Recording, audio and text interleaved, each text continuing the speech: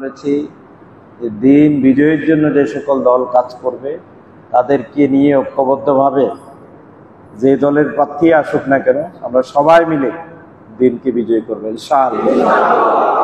জামাত ইসলামী একটা বড় দল হিসেবে আমরা সবার কাছে যাচ্ছি এবং আমরা মানুষকে এটি বলার জন্য চেষ্টা করছি যে পৃথিবীতে সমাজতন্ত্র, জাতীয়তাবাদ, তারপরে পুঁজিবাদ, নানা মতবাদ দিয়ে এ রাষ্ট্রে শান্তি, শৃঙ্খলা, স্বস্তি, নিরাপত্তা আনায়নের জন্য চেষ্টা করা হয়েছিল।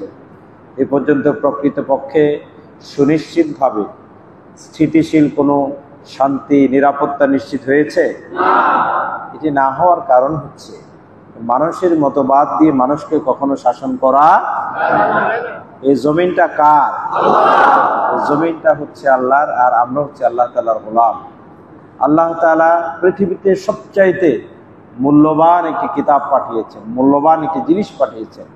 দুর্ভাগ্যজনক হলেও সত্য, এটিকে আমরা ভালোভাবে আমরা নিজেদের মতো করে এটাকে রপ্ত করা, এটাকে আয়ত্ত করা, এটিকে দিন বিজয়ের জন্য কাজে লাগানো, এটি মানুষের কল্যাণের জন্য এটিকে সমাজে প্রতিষ্ঠা করার যে চেষ্টা করা, সেই জায়গা থেকে আজকে আমরা যোজন যোজন দূরে আছি।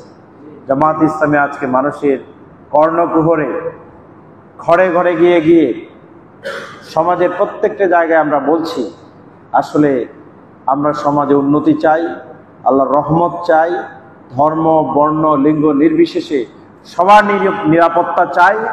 এখানে দিন বিজয়ের কোনো বিকল্প পথ আমাদের কাছে আছে?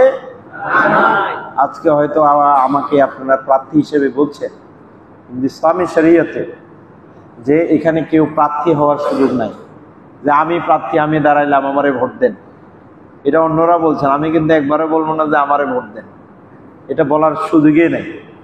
ইসলামী শরীয়তে হচ্ছে মানুষ একজন ব্যক্তিকে সমর্থন দেবে যে অমুককে আমাদের নেতা হিসেবে পাইতে চাই।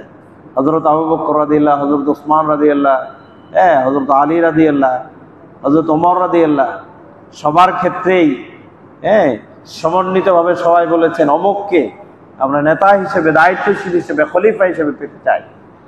আজকে আমাদের সংগঠনের পক্ষ থেকে হয়তো আমার নাম বাছাই করা হয়েছে, কিন্তু আমার নাম হলেও প্রকৃতপক্ষে আমাদের মূল কাজ হচ্ছে এখানে দিনকে বিজয়ী করার জন্য, এখানে কোরআনের পক্ষে আমাদের অবস্থান নিয়ে, এটি হচ্ছে আমাদের মূল টার্গেট। কি বলে? যে রাষ্ট্রে কোরআনের শাসন চালু নাই, যেখানেই মুসলমান থাকবে তারা সেই রাষ্ট্রে ইসলামী হুকুমত কায়েমের জন্য চেষ্টা এই জন্য চালাবে, কারণ সমাজে যদি শান্তি, স্থিতিশীলতা, নিরাপত্তা যদি সুনিশ্চিত করতে হয় তাহলে মানুষ কখনো এই নিরাপত্তা নিশ্চিত করতে পারবে না। এখানে কোরআনের আইন প্রয়োজন। এখানে একটা নেগেটিভ প্রচারণা আছে, অন্য ধর্মের লোক যারা আছে এদেরকে থাকতে দেয়া হবে না। কোরআনের যে শাসন যদি প্রতিষ্ঠিত হয়, এখানে শুধু অন্য ধর্মের না, সকল ধর্মের লোক যার যার অধিকার, যার যার অবস্থান অনুযায়ী, যার যার অ্যাক্টিভিটিস অনুযায়ী যার যার অধিকার আল্লাহর আইন অনুযায়ী সংরক্ষিত হবে ইনশাআল্লাহ। এটি হচ্ছে কোরআনের শিক্ষা, তাই না?